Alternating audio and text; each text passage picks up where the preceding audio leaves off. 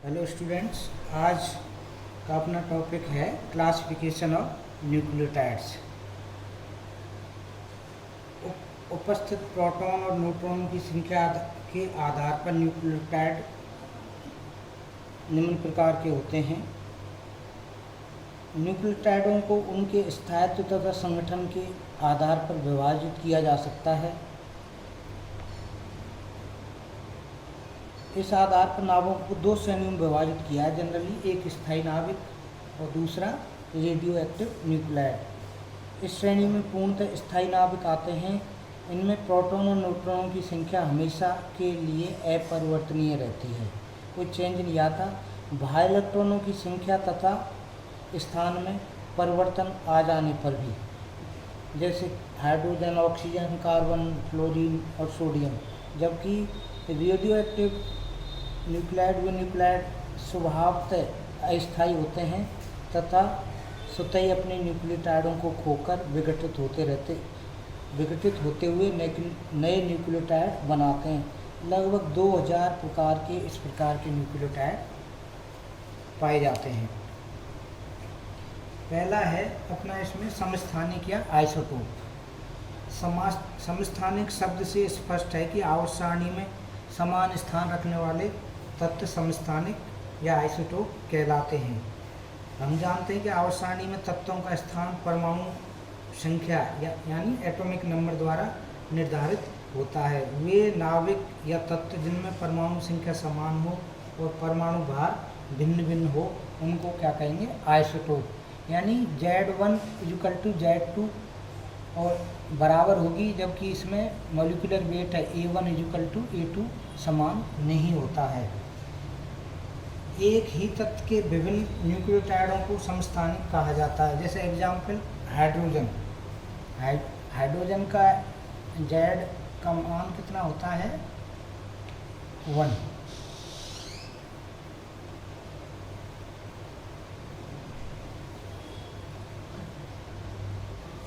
इसके 3 समस्थानिक ज्ञात हैं। उनमें H1,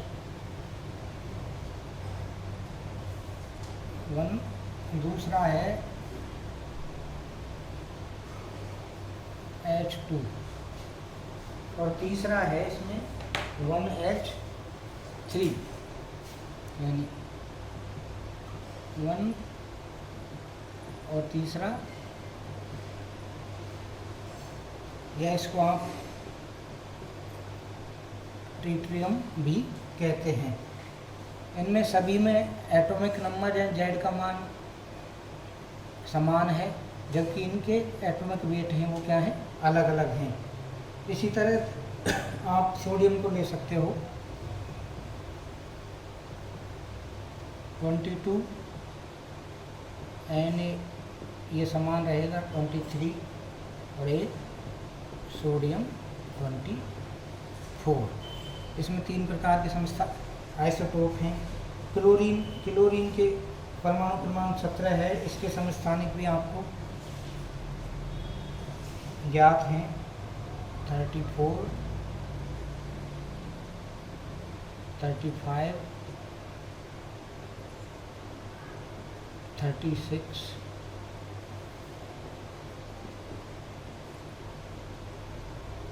37 और एक और ज्ञात है 38। इनके परमाणु क्रमांक सभी के, क्लोरीन का 17 है, जबकि इनके मॉलिक्यूलर वेट हैं वो क्या है? अलग अलग हैं। इसके अलावा एक यूरेनियम को भी आप इस एग्जाम्पल में, जिसका परमाणु क्रमांक कितना है?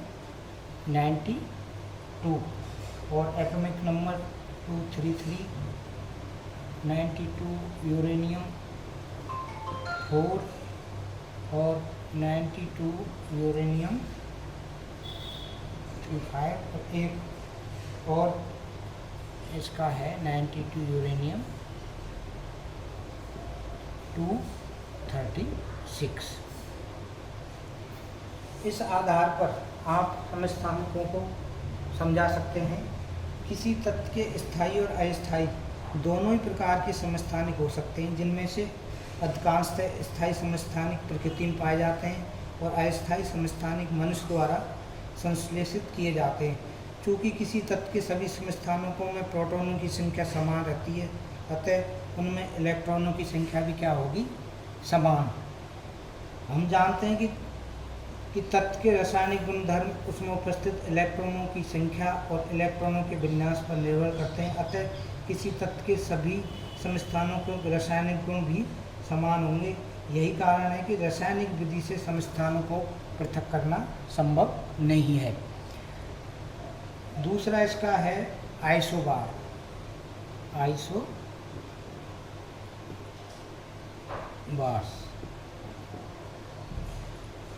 समभारिक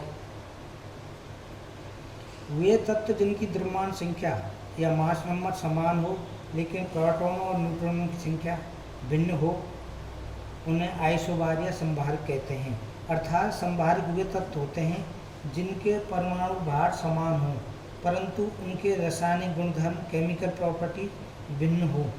इनकी नाभिक में प्रोटॉन और न्यूट्रॉनों की संख्या भिन्न भिन्न होती है।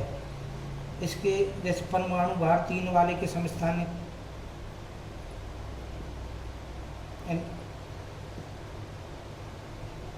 और हीलियम, क्योंकि इसमें क्या होगा, आपके द्रव्यमान संख्या समान होगी, एटॉमिक नंबर अलग अलग होंगे, इसलिए जो आपके तत्व हैं वो भी अलग अलग होते हैं। और परमाणु 14 वाला जैसे आप कार्बन है 614, दूसरा आप ले सकते हो 7 नाइट्रोजन। परमाणु भार 24 वाले संभारिक आपके सोडियम 11 24 और मैग्नीशियम Mg 24 वाले ये दो हैं। परमाणु भार 64 जिनका वाले संभारिक कौन कौन से हैं, 27 कोबाल्ट 64, दूसरा एग्जाम्पल इसमें आप दे सकते हो निकल 64, मॉलिक्यूलर वेट वही रहेगा और इसका परमाणु क्रमांक कितना है 28। कॉपर को ले सकते हैं 29 और 60, और आप इसको जिंक को भी ले सकते हैं। ये इसके अलग अलग संभारिक हैं। जिन संभारिक न्यूक्लियोटाइड्स में प्रोटॉन और न्यूट्रॉन की संख्या विपरीत रहती है, यानी ज़रूरी नहीं है कि सब इनमें अपने को कहीं इस तरह की स्थिति नहीं आई कि न्यूट्रॉनों की, पर यदि उन न्यूक्लियोटाइड संभारिक न्यूक्लियोटाइड में प्रोटॉन न्यूट्रॉन की संख्या विपरीत होती है, उनको मिरर न्यूक्लियोटाइड्स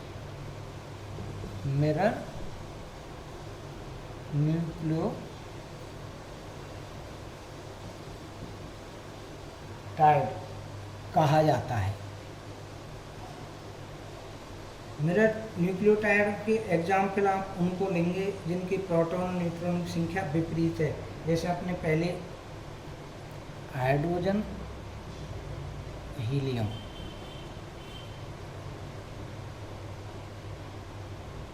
यहाँ पर न्यूट्रॉन की संख्या 2 और हीलियम को आप देखते हैं तो कितनी है, यहाँ पर आपके कितनी हुई 1, यानी इन दोनों की आपस में क्या हो, विपरीत हों उनको। और एग्जाम्पल आप कार्बन का ले सकते हो 6 13, और आप दूसरा क्या ले लोगे यहाँ पे नाइट्रोजन 7। नाइट्रोजन का कितना हो जाएगा यहाँ पर, आप वही 13, तो इनके 7 है न्यूट्रॉन की संख्या, और यहाँ पर कितनी है 6। इसके और खूब सारे एग्जाम्पल हैं, इनमें आप चाहें तो ऑक्सीजन को, सोडियम, पोटेशियम, कैल्शियम, जैसे पोटेशियम को आप लेंगे तो पोटेशियम का परमाणु क्रमांक कितना है 19 और 39, कितने हुए इसमें न्यूट्रॉन की संख्या 20, और कैल्शियम 23 39 और इनमें न्यूट्रॉन की संख्या कितनी हुई 90। ये इसके एग्जाम्पल हैं। तीसरा इसमें आपके जो एग्जाम्पल है जो आप ले सकते हो या इसका जो क्लासिफिकेशन है उसको आप समझ सकते हैं। तो आइसोटोप, उसके बाद आइसोबार और तीसरा आप जो क्लासिफिकेशन है उसमें है आइसोटोन्स। आइसोटोन्स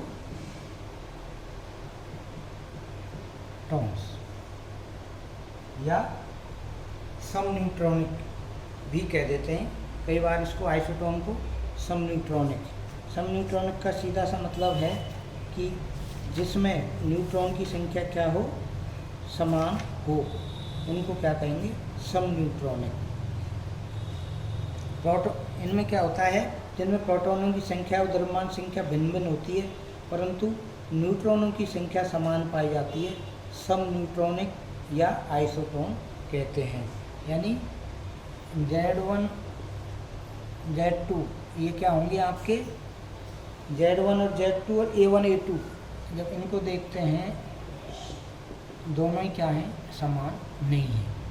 इसमें समान क्या है, न्यूट्रॉन की संख्या समान होती है, N1 N2, यानी न्यूट्रॉनों की संख्या इनमें क्या होती है, अलग अलग नहीं होती, समान होती है।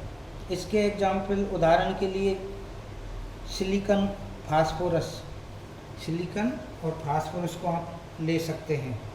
सिलिकॉन में आपके कितना है, परमाणु क्रमांक 14 है, जबकि फास्फोरस में 15 है और फास्फोरस 15। दोनों के एटॉमिक नंबर अलग अलग हैं जबकि इनके परमाणु भार या एटॉमिक वेट क्या है वो भी अलग।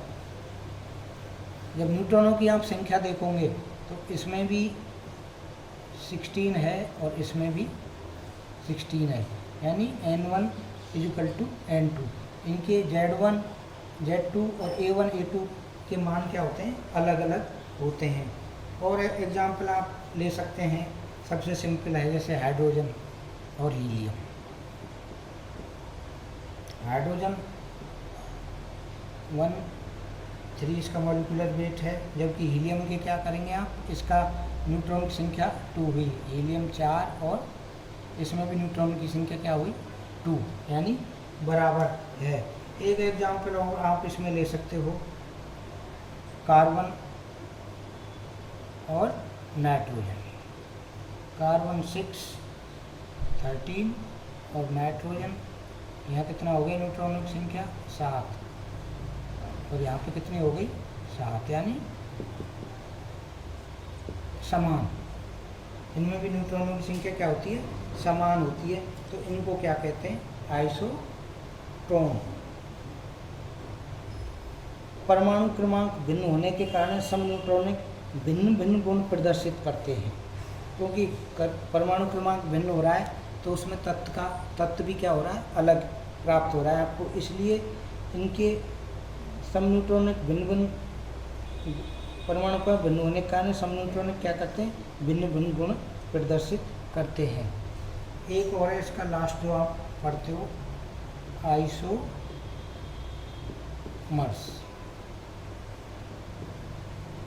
या इसको आप नाभिकीय समायवी, न्यूक्लियर आइसोमर।